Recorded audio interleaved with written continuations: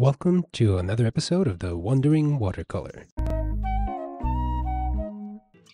Today we are painting the 7th page of the Ocean Life watercolor coloring book. Let's get started. Okay, this is the 7th page. It's just a clownfish swimming around some corals. And as always, you want to have your brush, place to mix your colors, your paint, any paint works, and rag or a paper towel, some water, and that's really it. If you need anything, I'll have a list of all the supplies, a detailed overview of different supplies in the description. And so the very first thing we want to do here, we want to mix up the corals, and the way we do that is, so there's different types of corals. You can do different colors if you want to. The color composition that I chose for this image works together pretty well. You want to get a little bit of purple. In your palette, if you don't have purple, just get red, excuse me, red and blue. And then you want to go a little heavier on the red, because what we're mixing here is more on the pink side. It's kind of like a very light violet, pink looking color.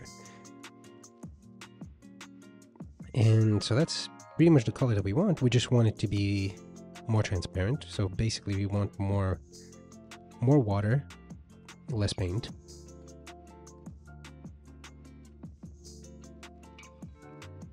And we actually want a lot more water. Part of the reason is I always try to keep the most saturated colors for the focal point of the painting. Okay, so this is good. We're just gonna go ahead and lay it in. And I'm not too worried here as I'm laying in the color. I'm just going in like that. Trying to kind of get the little stems here of the coral. And going in like that, but usually with the environment or anything that isn't part of the focal point, I always try to be more loose with it, more expressive. Yeah. So you can see I'm just kind of going in a lot more careless. Not careless, but expressive. That's the right way to go about it. Just more expressive. Then I'm gonna rinse my brush. And then while that's drying, the next thing is we want to mix up our orange. Orange is a pretty standard color that comes with different palettes. But if you don't have orange, a very easy way to mix it is just yellow and red. And you're probably going to want to use a lot more yellow just because red tends to be a very strong color in watercolor, and it can overpower the other colors very easily. And so, let's see. And again, I'll leave all the info for my palette and all the colors that I'm using in my palette. It will be in the description. So the color that we're trying to mix is something like this. That's pretty good. It's pretty good orange. I'm just gonna grab that, and what I'll do is go right in and just cover it in just like a regular flat wash for the color of the fish.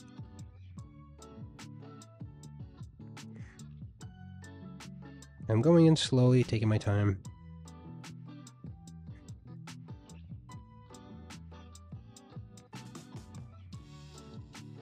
And the little, this little thing, the marking on the body here, it has really thick black outlines, so I'm not too concerned with going over these little areas, kind of like on the edge of the fins and inside of the body of the fish.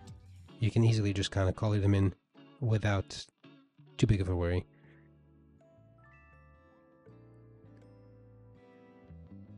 And same with the face. I'm just gonna the pupil will paint it in later, and it's just straight black, so it's not like it's not gonna mess up anything if you just go right over with the base color.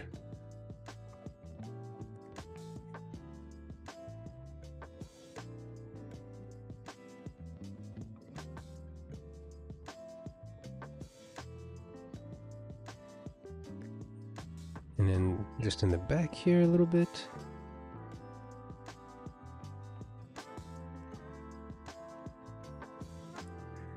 Okay, I'll rinse my brush. So far so good.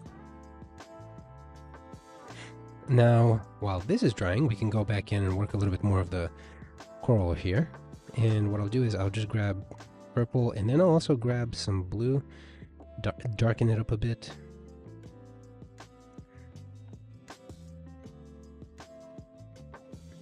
Yeah, that may be a little too dark. Maybe I'll throw in some red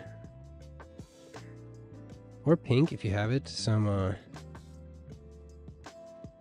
palettes have pink. You could throw in red.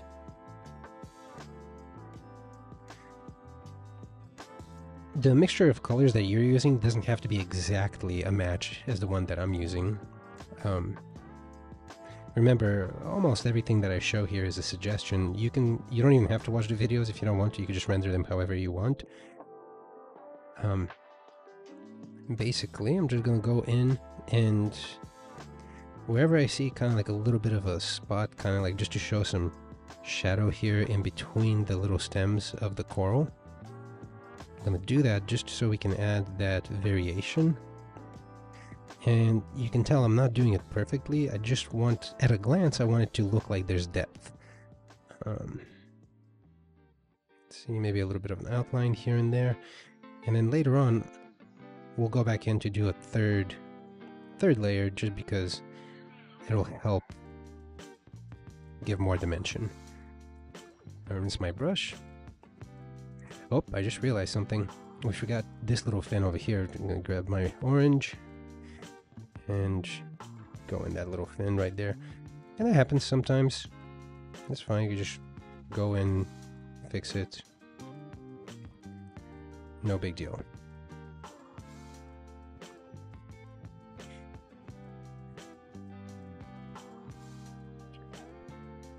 Now, this first layer of orange that we put on this fish, it's as you can tell, if you rewind it a little bit and come back to it, you'll see how quickly it dried and it became lighter, just like this will right here. So what we can do is we can grab a little more orange, or if you're mixing it together, just mix up more orange. And so for the second layer, normally I would add another color just to, like for the shadow, we just want to make it more distinct from the base layer. But for this one, especially with lighter colors, it can be a little tricky. So orange is a fairly light color, and when you just layer them on top of one another, like if you just concentrate more pigment, less water, and then layer it on top of the previous, like the lighter layer, it'll just come out looking like a shadow, but it won't look weird. And here's what I'll show you here in the, like this is my scrap piece of paper. So like for example, this is the exact same color, it's just less water, more pigment. And when I lay it on top of this one, you can see how it just looks like a shadow, but it's a consistent shadow because it's the same color. The problem with orange is because it's a very, orange is the shortest amount of space on the light spectrum. So if you grab a color wheel, or an accurate color wheel, I should say, you'll see that the orange has a very small space in which it exists. So as soon as you start adding other colors in it, it'll shift it too much one way or another, where it'll make it look weird. So the best thing to do for a shadow in this case, like this painting, is just to do what we're doing, mix up more of the same color, just less water, and then just layer it on top of the same color that's already dried. So what we'll do is we'll go ahead and we'll just cover that in like that, and we're just doing kind of like the bottom half.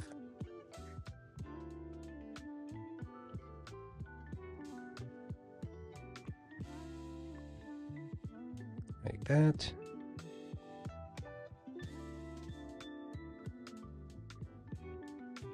And then I'm gonna leave the face alone for now, just because we want to work a little more quickly while it's wet so we can mix it up. And so with a moist brush, I'm gonna go in and just kind of blend it out, just like that. Kind of pull it upwards and dry my brush like that. And add a little bit over here where the fins are. And then same with this one on the bottom. Same with this one. Maybe a little bit, do a couple of lines here just to show that there's texture in the fin. Same up here. And then we can go into the face. So with the face, I'm just gonna cover in a layer on the bottom, like that. I'm gonna rinse off my brush and then dry it a little bit so there's still some moisture there. I'm gonna actually dry it some more and then kind of pull up the color like that. Maybe add a little bit in the eyeball there, dry it off some more, kind of pull the color off. You see, kind of creating that little bit of just gradation going upwards. Trying to keep the upper part lighter, the bottom part darker.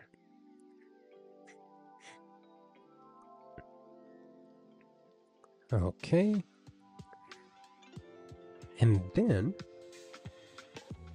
as we let that dry, we can actually go ahead and mix up some background color.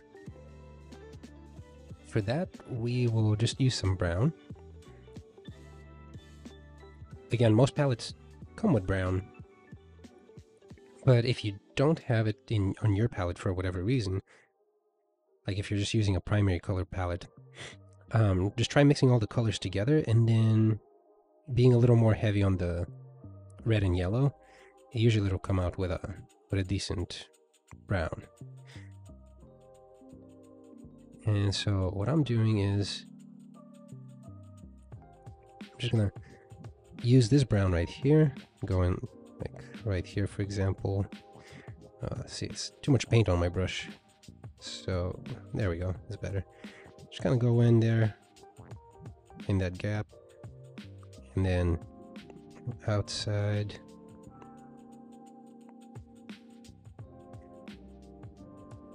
And what I'm doing is I'm going a little slower. That's when we're closer to the edge. And then as we get further away from it, what I'm going to do is I'm just going to kind of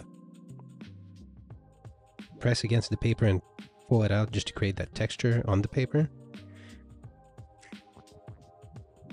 And same here, like that.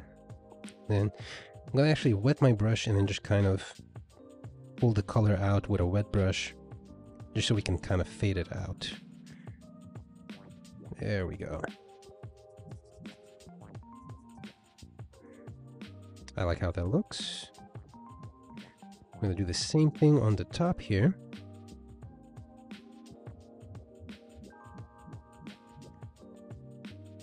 Go in.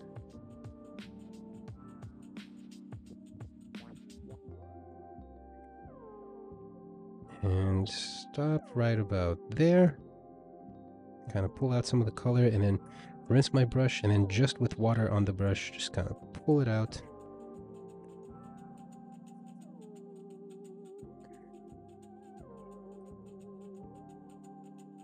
And it gives that nice wash. And still kind of keeping the focus towards where the fish is. Rinse the brush. And now we can go back to where the corals are for one last time. Do a third layer of shadow. I'm just going to grab just blue, whatever blue you have, and then mix it in with the purple and make it really nice and dark. And then go in for just, for example, here,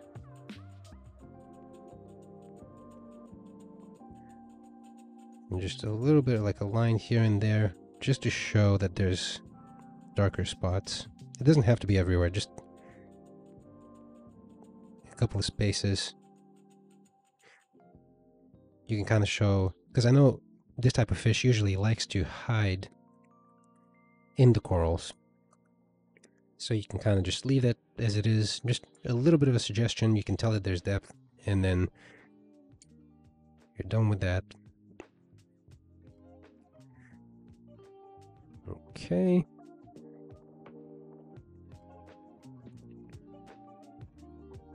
Next thing to do would actually be this little white area. It's supposed to be white, but we do want to add a little bit of a shadow. Just because, like, you see how this part is lighter and then this part of the fish is darker. We want to do the same with the white part. And the way we do that is we'll use the brown that we mixed up earlier. We're just going to throw a little bit, just a little bit of blue to just kind of mix up a shadow tone. We don't want it to be too dark, but we definitely want to differentiate it from the brown that we mixed up here, just because we don't want there to be a confusion, because if it's too close to the same brown, it'll just look weird. Okay, and so this is all I'm going to do. I'm going to go in and just kind of like the bottom half, just put that color in there, like that, and also right here. Perfect. I'm going to rinse off my brush completely. I'm going to dry it off a significant amount. There's still a slight amount of moisture there. And then just kind of dab that like that. Dry off my brush and just kind of pull the color out. Same thing here. Just pull the color out. And now that gives it a really nice slight shadow. It's not too overpowering, but you can tell that it's consistent with the rest of the shadow on the body of the fish. Now that we have that, we can mix up a little bit of blue in the background here. Whatever blue you have works just fine. You just don't want it to be too overpowering, so you want it to be fairly light.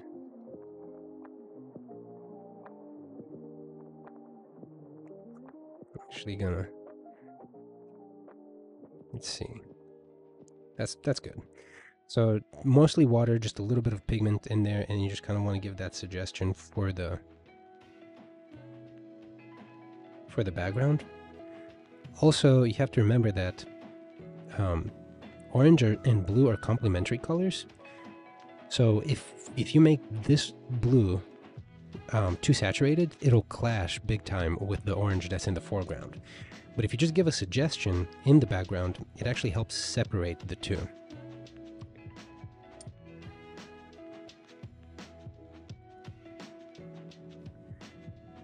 And then the last part, we just want to get some straight black, just pure black, and this will be used for the other markings on the fish.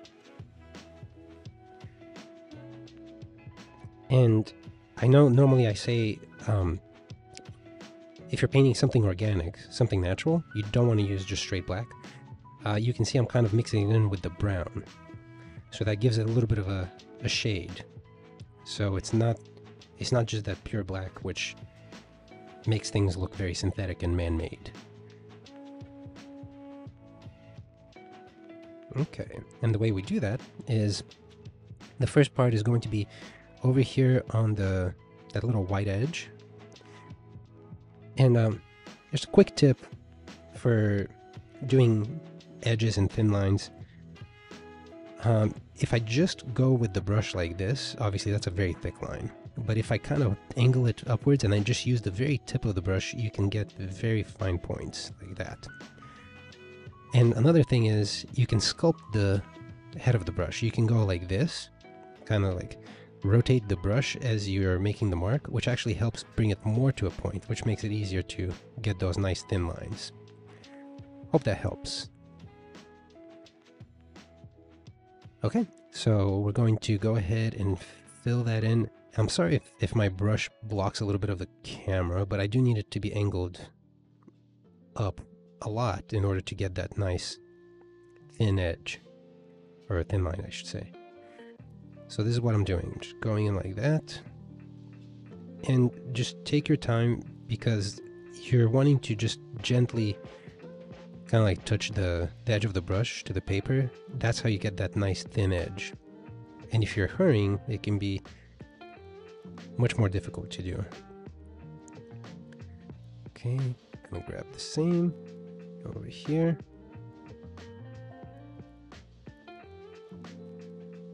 Like that.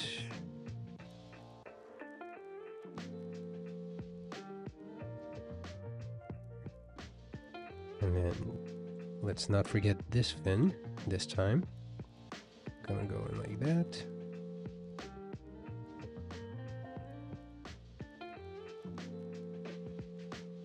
And you can tell it's basically outlining at this point. I'm just going very slowly just to outline the spots that are supposed to have that nice marking.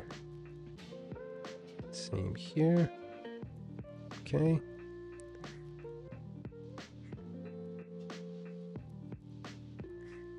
And then these two lines, you just want to outline them, the ones going up and down on that stripe. You just want to outline them a little bit.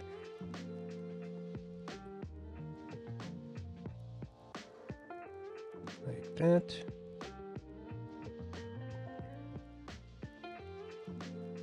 And then also, you just go ahead and just put just straight. No need to do anything fancy, just like that.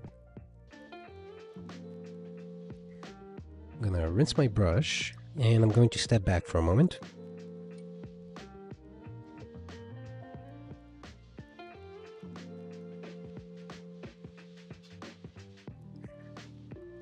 Okay, yeah, I think that's it. That one looks good.